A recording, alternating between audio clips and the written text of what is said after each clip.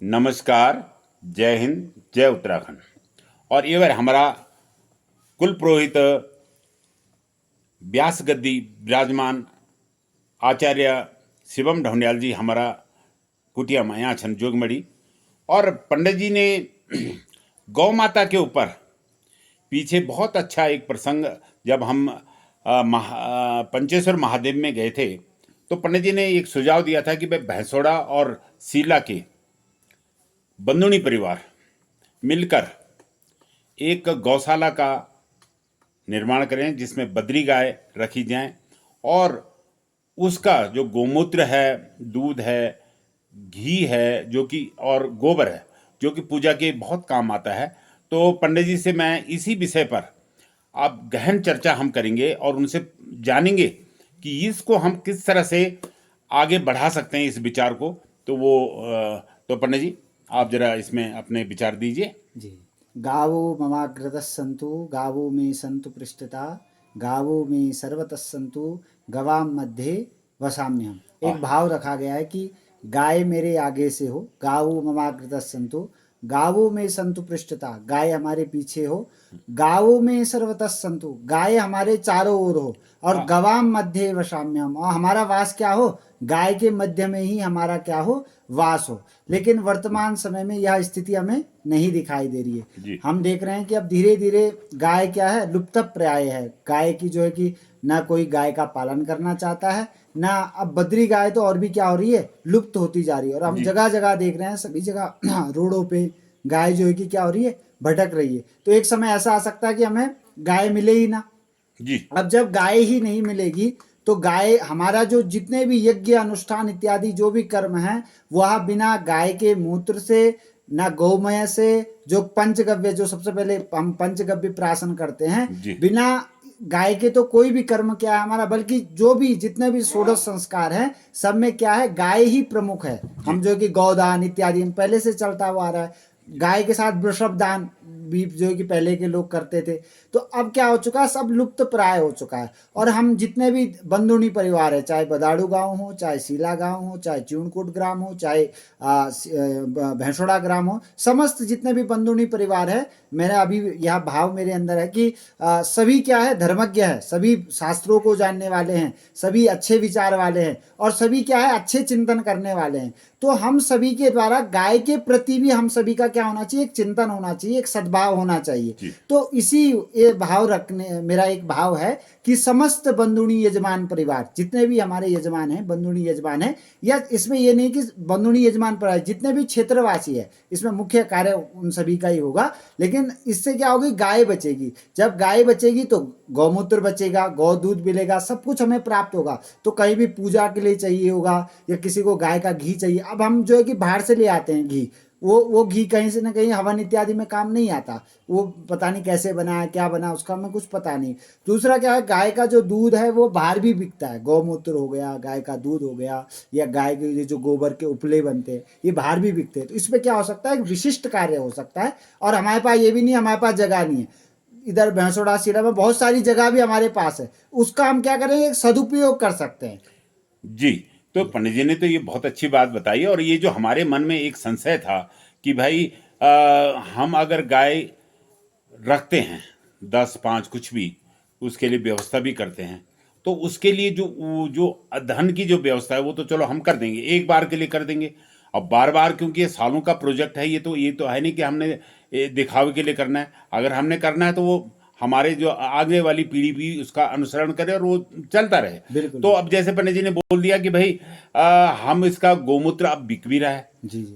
उसका ये जो उस गोबर है वो भी है, जी। और दूध घी तो बिकेगा ही। तो ये सब चीजें हम इसको मतलब कॉमर्शियल वे में भी कर सकते हैं। जो हम जिस आदमी को वहां पे इस सेवा पे लगाएंगे, वो आदमी अपना माने आजीविका का पूरा मतलब प्राप्त कर सकता है। माने उसको जो भी, उसको दिहाड़ी धंधा जो भी इधर उधर ना करके, वो अगर गाय की सेवा करते, एक तो पुण्य भी वो अर्जित करेगा, और दूसरा उससे जो मतलब आर्थिक लाभ भी होता रहेगा।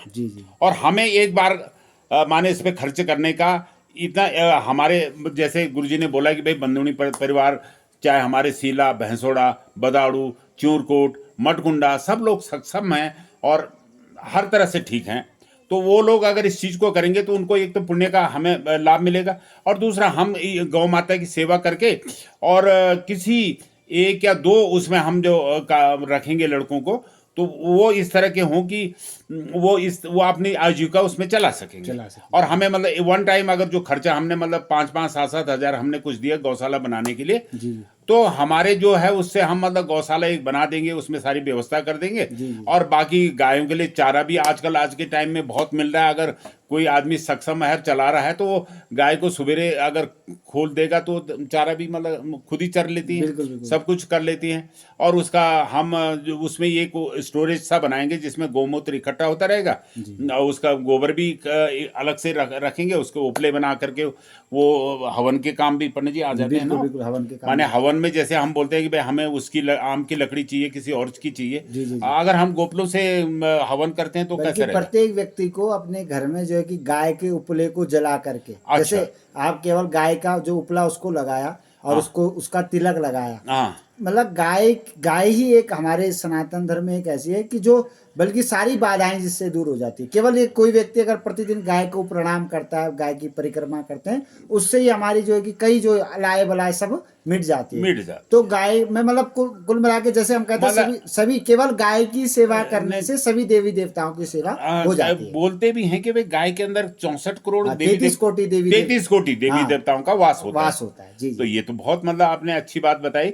तो मैं इस वीडियो के माध्यम से अपने सभी विशेषकर बंदूनी परिवार जो भी हैं, सीला मल्ला, भैंसोड़ा, चूरकोट, बमराड़ी, मटकुंडा और यहाँ तक कि यह जो वीडियो समस्त क्षेत्रवासियों के लिए है। लेकिन हम ये हमारा एक मुख्य, क्योंकि देखो हमारा यजमान परिवार से क्या सद्भाव है, समस्त क्षेत्रवासी बल्कि क्षेत्रवासी में जो लोग इस वीडियो को देख रहे हैं सभी से है निवेदन हम तो सभी से ये आग्रह करेंगे कि वो सहयोग करें, लेकिन विशेषकर जैसे कि हमारे गुरुजी की एक भावना है कि भाई बंदूनी जो हमारे यजमान परिवार है वो इसमें अपना विशेषकर योगदान दे।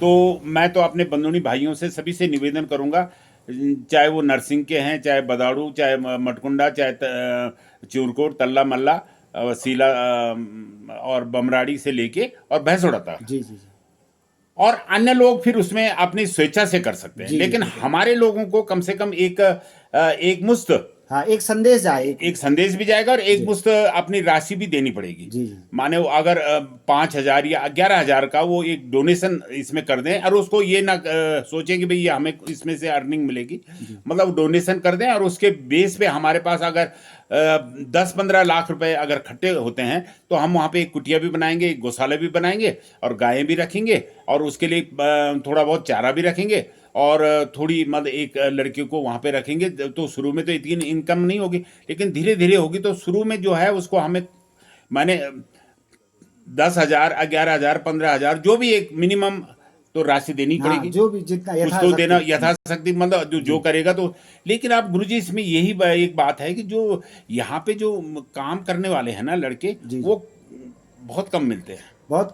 यदि किसी की नज़र में कोई ऐसा व्यक्ति, क्योंकि बाहर के लोग भी बहुत होते हैं, यदि यहाँ कोई ऐसा व्यक्ति मिल जाता है वो तो सबसे उत्तम ही है। कोई भी अगर चाहता है कि भाई हम गाय की, मतलब यहाँ पे जिसका भाव होना चाहिए वो सेवा भाव ही होना चाहिए। सेवा भाव होना चाहिए। यहाँ ऐसा ना हो कि भाई वो सोचे कि भाई हमें वहां जाएगी, हमें कोई वो मिलेगा एक आजीविका। यहाँ पे जो भी बताएगा ये भी एक बताया गया है, मिलेगा नहीं मिलेगा तो भगवान नहीं, हम कोशिश करेंगे, जो आदमी वहां पे काम करेगा तो उसको कुछ आजीविका भी मिले, लेकिन इसके साथ साथ उसके अंदर भी ये सेवा भाव होना चाहिए। और उसके लिए हम एक छोटा सा कमरा भी बना देंगे, वहां वो अपने परिवार के साथ भी रहे और वहां पे वो अपना उसको भी चलाए, तो बहुत अच्छी बात होगी। तो ये मैं अपने पंडित जी का जो व्यास गद्दी पे विराजमान रहते हैं, आप गुरुजी कितने कथा व्यास कर चुके हैं आप? अभी तो हम कथा था पहली कार मतलब जखोला में हाँ, अभी लेटेस्ट पंडित जी ने जखोला में, और जिसकी चर्चा मैंने अभी पीछे कोई आदमी आए भी थे तो उन्होंने बोला भी था जखोला बटी गए ऐसा कुछ लोग कि भाई हमारे पंडित शिवम जी ने, और बदौड़ बट भी आया था तो दिनेश बंदुनी जी, तो वो भी बोना चाहिए कि यार पंडित जी बहुत अच्छा मतलब वो तो अच्छी बात है। तो हम पंडित जी से मतलब ये कि हम के दे सकते, लेकिन हम ये कि हम की यश वृद्धि हो और उनको अच्छा मतलब सम्मान मिले, तो ये हमारी बंदूनी कुल की एक कामना भी रहती है और ये होनी भी चाहिए। और सभी के लिए मैं उनके चरणों में नतमस्तक होके प्रणाम करता हूं और धन्यवाद। जय हिंद, जय उत्तराखंड, जय गौ माता की। जय गौ माता की, जय गौ।